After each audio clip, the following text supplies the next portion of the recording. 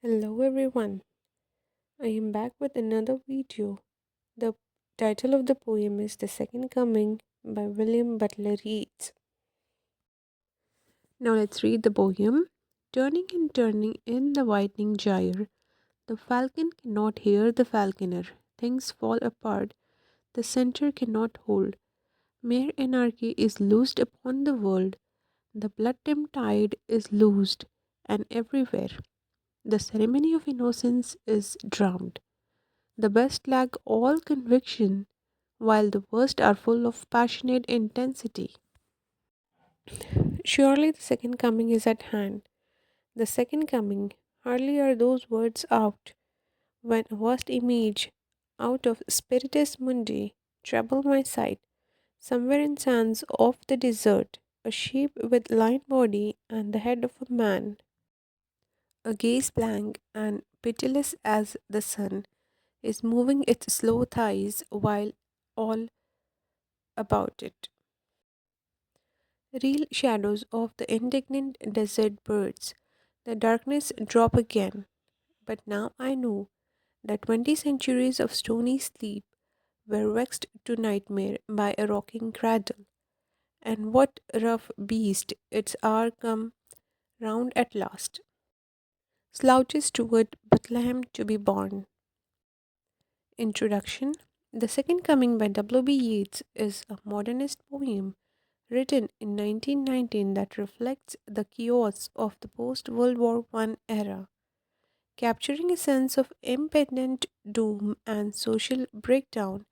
It uses a prophetic, apocalyptic tone to describe a world where traditional order is collapsing and a terrifying rough beast is emerging to usher in a new violent age, subverting the traditional Christian idea of a second coming.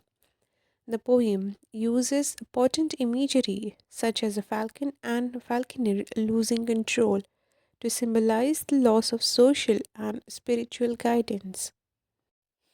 Now let's see the stanza, or we may say a line wise explanation of this poem. Line 1 to 4, Loss of Control. The poem opens with the image of a widening gyre, a spiral representing historical change, with the connection between the falcon and falconer being lost. This suggests society is spiraling out of control, breaking from its governing authority or beliefs.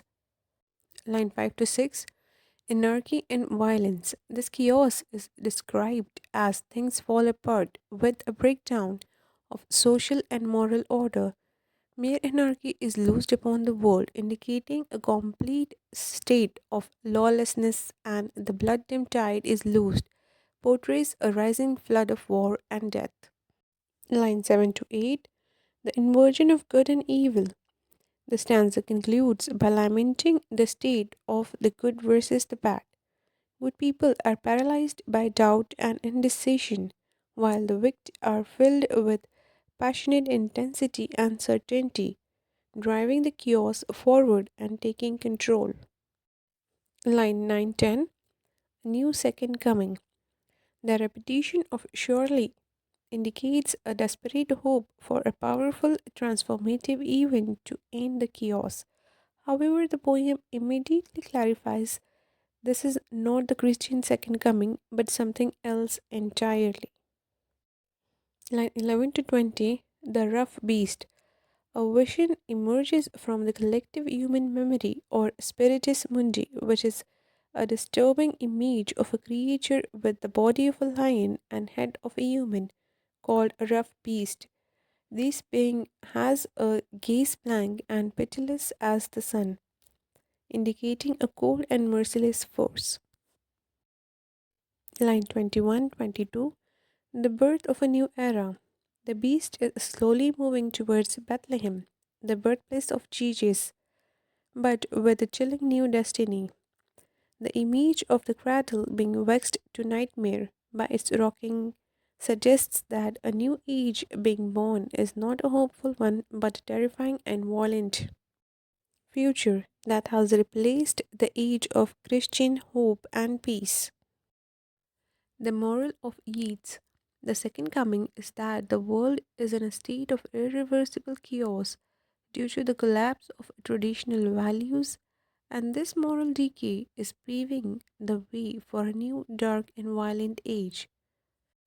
The poem suggests that humanity has lost its spiritual and moral compass, leading to a loss of control and the rise of a terrifying new force, the rough beast, that will replace the old order with an era of anarchy and destruction.